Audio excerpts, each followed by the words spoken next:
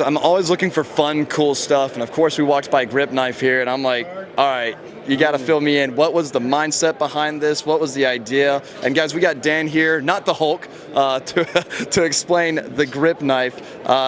Dan, take it away, man. What exactly was the purpose behind this? Well, I'm an ex-police officer, and the thought process behind it, I've been in a fight over my sidearm before, and most of the law enforcement fights, usually the suspect's trying to get away, but when they actually turn on you and they're actually trying to kill you or trying to get your gun away, it's a scary feeling. I mean, you don't really think about it at the time, but later you think back and you think, hey man, I could have just died.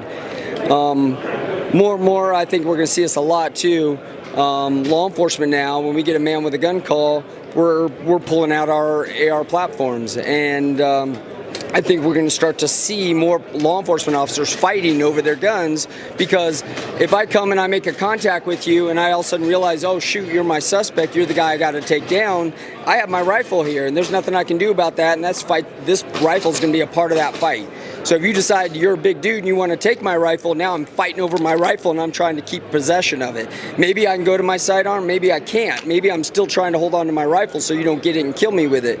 But we're giving people a second option so that I can maybe take a couple into you and then come back and retarget you if I need to. Right.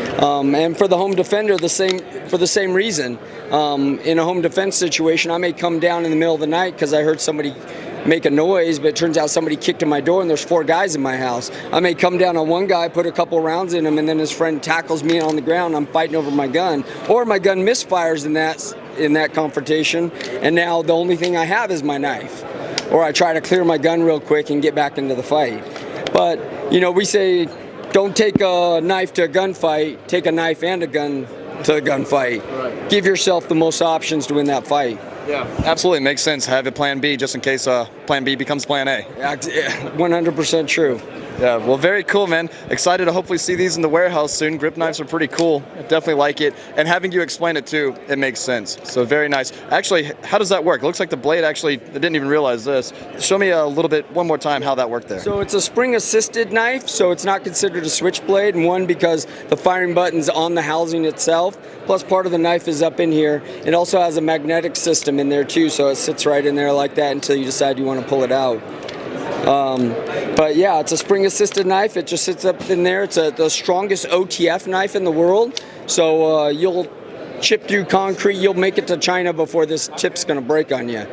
Yeah, it's the strongest OTF knife in the world, and that's why we're, you know, like Knives Magazine put us on the cover this month. Nice. You know, it's like all these magazines, plus we lost a few magazines through SHOT Show, but we're in a bunch of magazines this month, Recoil, EDC, a bunch of different ones. Yeah. Well, very cool, man. Thanks for explaining that and showing it off. And if you don't mind, I'm going to play with it now.